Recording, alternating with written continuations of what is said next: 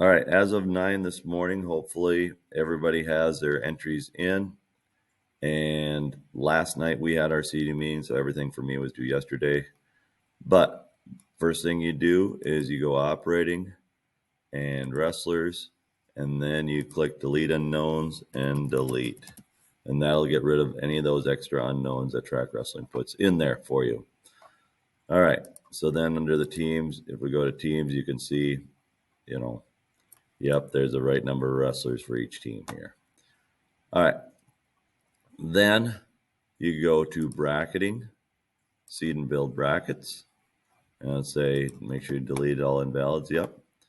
Click on seeding criteria. Click fetch seeding region seeding criteria. Do this for every weight class. Go to 113, seeding criteria, fetch region seeding criteria, and so on. Okay.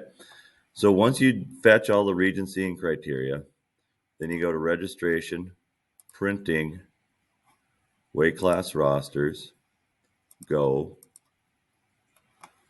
and then you can see their seed points and what seed they are. What I do is I print this, and let's go portrait, boom. I print this as to a PDF and save it. I call it region seed report or pre-seeds, and I send that to the coaches so they know who's in the weight class, so they can see what doesn't look quite right for them, because most of them are penciling out where the seeds should be, and then they know before the seed meeting, so they're not surprised if something doesn't look quite right. All right. Then once you get to the seeding meeting, what I do is when the coaches are in front of me and we make any necessary changes, to weight classes if somebody's out, then we start the seeding meeting. I click on it on this arrow or this check mark, and I click view region seed report. If you don't have this clicked, it'll only bring up the kids with winning records. But if you click this and bring it up, then it'll bring up everybody in the weight class. Okay. As you see at 113, Jacob Milliron had 6 seed points. We had a tie for second with 5 each, but Bergjord beat T-Bay head-to-head, so he had the seed. And then we had 3.5 points here each, and so on. So I bring this up in front of the coaches, whether you're in person or online, and they'll ask, hey, what do we got between Bergjord and these guys? So I will bring this up, and then I just scroll down, and then they can see exactly what the seeding criteria is, why Bergjord is in front of Wilson. Well, he got 5th at regions last year. He did not place. Strop and Bergjord. Well, he's 2-2 against common opponents because he's got a Brady Severs he beat, Strop lost. So that's the difference there, and so on. So then they can see exactly why people have certain seed points. Okay. So then once you get done showing that, then you click seed through however many. So for our weight classes, we went through 6. Most of our weight classes had winning records down through 6. We decided as a group to seed through 6 for everybody, for every weight class. So that's what we did. So you click seed through 6, click build bracket. I've already built it, so I don't want to mess up my bracket, but build bracket, and it comes up, and then the coaches can see their bracket. Okay. So you do this for every bracket. Now, at I think it's 190 here. Okay. So on this one, and there's a couple others, view region seed report. For Aiden Knable, it said he did not place at last year's region meet. He did place. It didn't pull him in.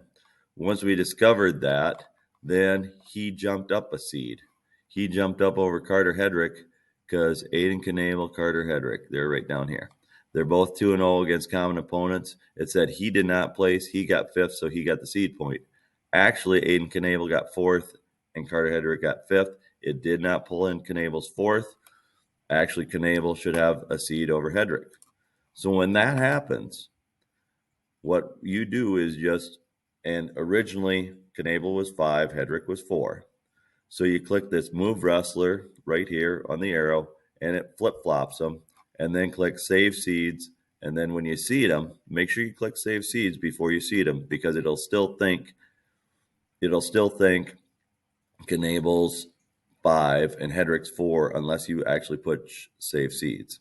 Then you seed through 6 or whatever and click build bracket, and then it'll work. Okay? All right. Couple things I found that I had to fix otherwise for tournament operations. Make sure you go to left menu, bracket types, and you check your time. So it's about text. Make sure your period lengths are all correct. Some of mine, they were deleted out. And so I had to go and put in the period lengths. So make sure you do that. Okay.